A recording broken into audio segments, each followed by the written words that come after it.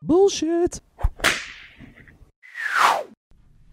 Now playing the crazy busy game of frustration.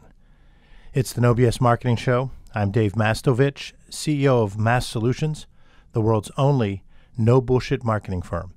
This week's episode focuses on how important open communication and vulnerability is to your organization. Let me set the scene for you. You just added a new team member. You're excited because they're talented and you can tell that they care about your business.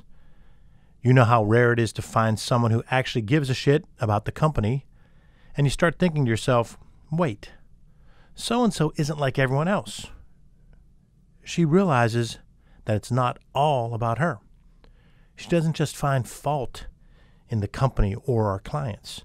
She doesn't find reasons to not do things. She offers ideas and is actually willing to roll up her sleeves and do stuff beyond her job description to help the team get it done. She doesn't look down at any responsibility or task. Then as a leader, your wheels start to turn. You get excited as you think to yourself, I bet she could do task Z really well. I'll talk to her about it. Because she cares and loves to learn and likes to do well and is willing to help in any way that she can, she happily obliges, saying, yes, I was thinking that too. I can definitely do that. I'm excited to pick that responsibility up. As time goes on, more and more gets added to her plate, and as she gets busier, she starts to realize that she's doing some things she's great at, some she's pretty good at, some she's barely okay at, and others she's not good at. But no one else is doing them, so she does them. This is the point where we start to lose our footing on a slippery slope, and she suddenly becomes too busy, maybe even uses the term crazy busy. She becomes less confident. She begins to show signs of frustration.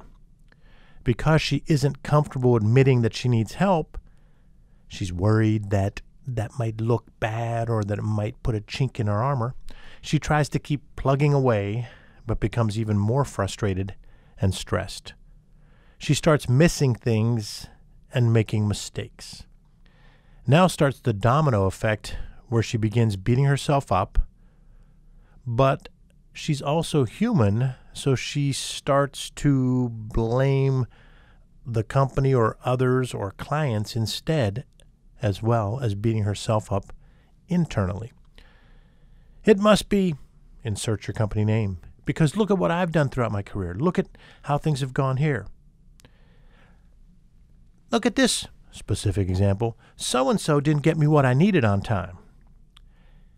Well, when you think about this example, the client said X and Y, and we had already told him Z. Yikes. This situation could get dicey if it's not handled properly. Let's take a step back from this situation and highlight what should happen to turn the ship around and get your employee back on her path to success. If you're that employee, listen well, because you have skin in the game too. In this scenario, what she really needs is a leader who would say to her, okay, you're swamped. This weekend, because I know you've been doing some stuff on the weekends, this weekend do not do any other tactical stuff for the company. Instead, please spend the weekend thinking about what tasks you aren't great at. What tasks you don't get excited when you're doing, or you maybe even get nervous about doing. The ones you're only competent or worse at, but no one else is doing, so you're jumping in and doing because you're dedicated to the company. Think about those tasks and how we as a company can have others do those. Maybe an internal team member whose skills and drive matches up better with that type of work. Maybe an external vendor. Maybe even a new position, a new employee. Find multiple creative solutions.